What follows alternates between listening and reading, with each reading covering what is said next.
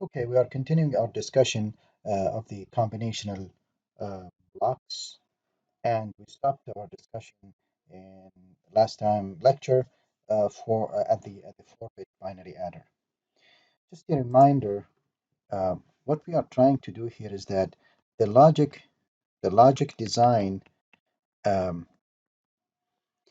consists of three methods, and we are trying here in this lecture to give you sort of a flavor of every method. One method where we have a complete flow, if you will, or steps, um, where we start with the truth table, then K-map, and then minimization, and then draw the whole circuit. We saw that when we designed the full adder and the half adder. Then the other method is where we say we need to design a block, let's say for instance Y, using block X. An example of that when we designed the 4-bit adder using the full adder. Another example, designing the full adder using half adder. And the third method here is some kind of in between. You use reasoning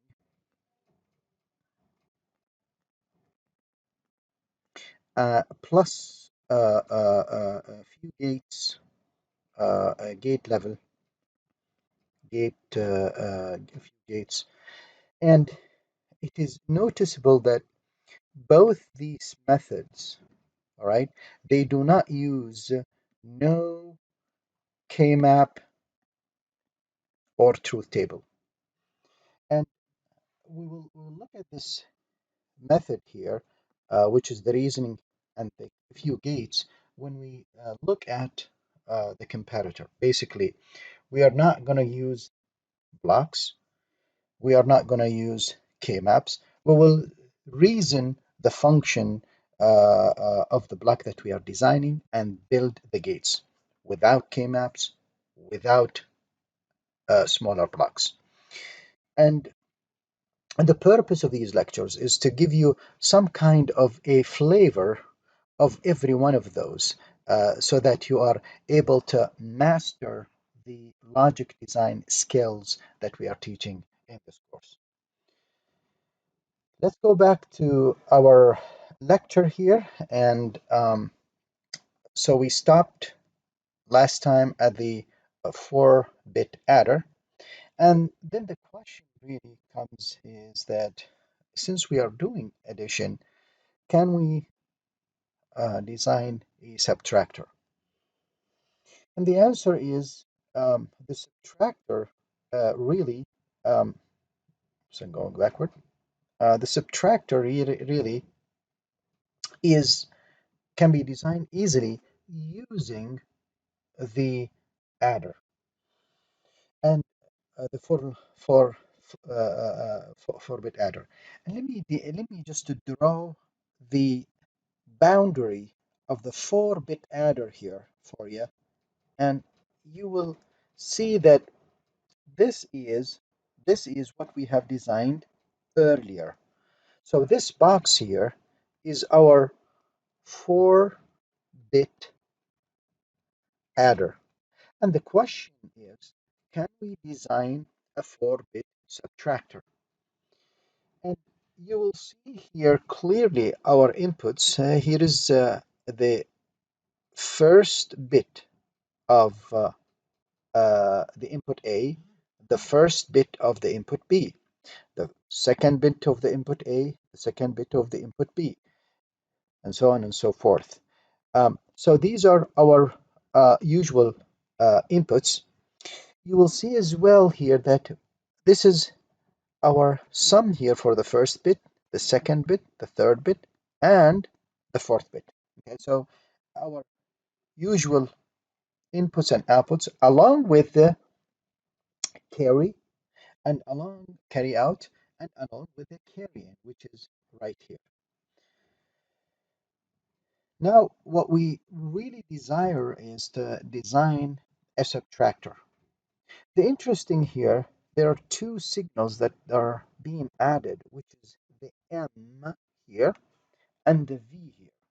And these two signals really um, mean something. First of all, M here is not an input data. So what's the purpose for it? It's actually a control signal. And this control signal can have either a value of a 0 or a value of a 1. Because the hardware that we are designing here is as such that if m equals 0, then we are implementing an adder. And if m equals 1, then we are implementing a subtractor. So if m equals 0, right, you will see that m goes all the way to these input XORs, okay, this one, and this one, and this one, and this one. Similarly, m goes to the Cn right here. But in the case of these exclusive ORs, you will see that whenever an exclusive OR receives a 0, then the exclusive OR passes the input, meaning that the output of this exclusive OR will be just a B0, and this just a B1, and this one just a B2, and this one just a B3. And M as well connects to the Cn, and so on we have a C0. So in an essence, when M equals 0, this is adding A bits to the B bits and acts as if it is an adder. Okay, so let's see what happen if we have this m equals 1 here, where we think it will be a subtractor. Okay, well, if m equals 1, then what we notice here is that the output of this exclusive OR will not be B0, rather B prime. The reason is when you have a 1 at the input of the exclusive OR, the output will be the inverse of the other input. So this is B0 getting into the exclusive OR, the output will be B prime. Similarly here, you will have a 1 getting with a B1 to the inputs of the exclusive OR, and the output will be B prime. And 0, I'm sorry, a 1 here plus B2 will give me B2 prime, and a 1 here plus B3 will give me B3 prime. Okay, so what's going on here? One more point here is that at the C0 here will be equal to 1. In reality, what we are trying to do here, we are trying to do A minus B. And the minus b here, the way we implement it is that we are saying if we can get this by 1's complement, okay, plus adding a 1, okay, to the 1's complement, then this will give me 2's complement. And if I add a plus the 2's complement of b, then this is the operation a minus b. This is exactly what I'm doing in the circuit here. You see that this is the plus one right here getting into the circuit, and you will see the inversion of all these bits. So what we are doing really, we are adding the a's plus the inverted b's. This is the one complement plus 1 here as a Cn. And in effect, I'm doing an A minus B operation. So the other parts of the circuit acts similarly as full as 4-bit adder. But there is an interesting part here that they are taking the C3 and the C4 and passing it to this exclusive OR. Uh, that is the overflow flag or the overflow condition. And the definition of the overflow condition is that we look at the most significant bit here and we compare the carry in to this bit with the carry out of this bit. If they are different, then I have overflow condition. Okay? So this is, in an essence, what a 4-bit adder subtractor. Notice that we are building this hardware using this 4-bit adder. We are building the hardware using other exclusive gates. So really, we did not need to do any K-maps here. We are using blocks, and this is more close to the third method that we described earlier, where we say design block Y using block X. Granted, we have a few XOR gates here and there, but this is more of the category of design block Y using block X. Okay. Then the third category here is that we have to move on here to the comparator, and the magnitude comparator here really talks about how we design a comparator using simple gates and without a K-map. And this is more of the second method. And let's get out of the presentation here and draw a few pictures here. So I intend to do that. Okay, so let's see. We need to do this and so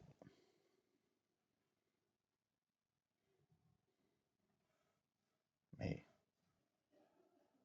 that okay. Let's okay. Uh, we basically the comparator circuit is more of you have a circuit where you have input A and input B. They can be of any number of bits, and then you have three outputs. One says that this output will be 1 if A equals B. One says this output will be on or 1 if A is greater than B. And this third output will be on if A less than B. We use comparators in hardware for many purposes, and one of them, for instance, for loops, for jumps, testing conditions, etc. So this is basically a comparator here, okay? And we will see how we can implement the hardware of every one of those. Let's see if we could look at the first condition, which is A equals B. We will try to draw a circuit where we have A. Well, that's not really good. Let's just back off on this pencil stuff and use let's see this pen. Okay. Um, right. So basically, I have A is an input which is multiple bits. Let's say, for example, it's bit 3 and bit 2 and bit 1 and bit 0, for instance. And let's say B is bit 3 and bit 2 and and bit 2 and bit 1 and bit 0. Okay. Now, uh, basically, what we want to do is to compare these two numbers, and we want to design a circuit where we have an output that says if they are equal, this output will be 1. So to do this, what we need to do is we need to basically check every bit position and compare the bits of A's and B's in this position. So how do we compare them? Well, it turned out the exclusive OR and exclusive NOR, specifically the exclusive NOR, is good at comparison. If bit A3 and bit B3 are equal, then the output of this gate will be 1. Similarly, we can feed off the A2 and B2 to another exclusive OR.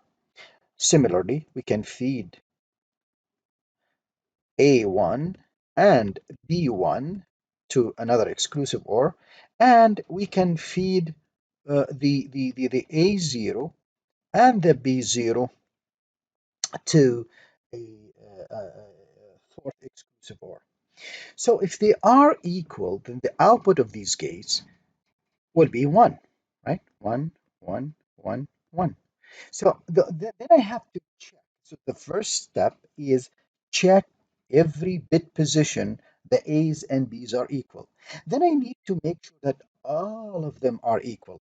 And what is more relevant than just a simple AND gate that says if this is equal and this is equal and this is equal and this is equal, then I have A equals B.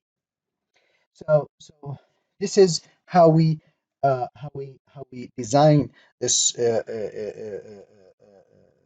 comparator uh, that compares A equals B. Now, to simplify the discussion that we will do in the next slide, what we'll do is that we're going to name this as x3 and this signal as x2 and this signal as x1 and this signal here as x0. So basically what we are saying is that xi is generated by comparing AI with BI. Okay? And we'll use this small circuit here in designing of these comparators in the next drawing. So we were able to achieve this for now. And what we need to do now is to is to uh, uh, let's see, is to design the other conditions. Okay, so this has been done here now, and let's move on and design the other condition, which is A greater than B and A less than B. Okay, so if we can open a new okay, all right, now so we know what we have is that we have a comparator, okay, where A is the input and B is the input. And we need to design A equal B, which we did already, A greater than B, which we want to do, and A less than B. Okay? By the way, A greater than B and A less than B are very similar, so we'll just do one of them. Okay. Uh, Again, what we are doing is that we are using the second method here, which is reasoning plus few case. We are not using K-maps. We are not using design this using that. This is the second method, and the reasoning obviously is based on the following. So, oops, let's just so you have the input A3, A1. So this input A consists of 4 bits, A3 all the way to A0, and then B3, B2, B1, and B0. And basically, what we need to do is that we need to uh, design this circuit, which produces the results here. Let me see if I can change a few colors here, if I may. Okay, let's pick the red for example. Okay, right. So so how could I conclude that there is a number, this number is larger than this number? Well, for one thing, we have to look at multiple conditions. The very first condition is that this number A3, okay, is 1 and B3 is 0.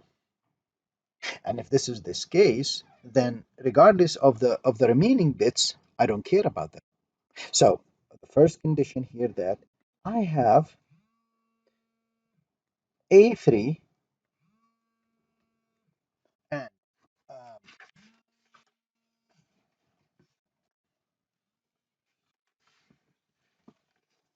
and B3 bar. Okay, so that is this condition. So if A3 is 1 and B3 is 0, then definitely A is greater than B. The second condition is if, whoops, so this is an AND gate. If the third bit position, both of these guys are equal. Okay, so that is X3 from the previous drawing. Okay, and then A2 is 1 and B2 is 0. In this case, definitely A is greater than B. And the third condition is when I have this bit position, both A's and B's are equal, and this is captured by X3 equals 1 and X2 equals 1, and then A1 equals 1 and B1 equals 0, then definitely here again A is greater than B. And the last condition is when you have both A's and B's are equal in the third bit and the second bit and the first bit, and A0 is 1 and B0 is 0. To capture these four conditions, notice I was saying this, or this, or this. I need an OR gate, okay? And the output of this OR gate indicates that A is greater than B. Of course, similarly, if you need to do A less than B, then you can do the opposite thing where uh, B should be the one with the true values and the A with the prime values, and you get the A less than B condition, which is right here. Okay.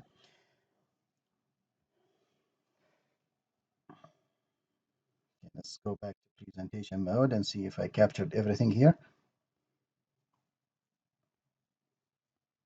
Okay. Now, in this drawing here, what you will see that he captured the entire circuit here. This looks busy, but don't be intimidated.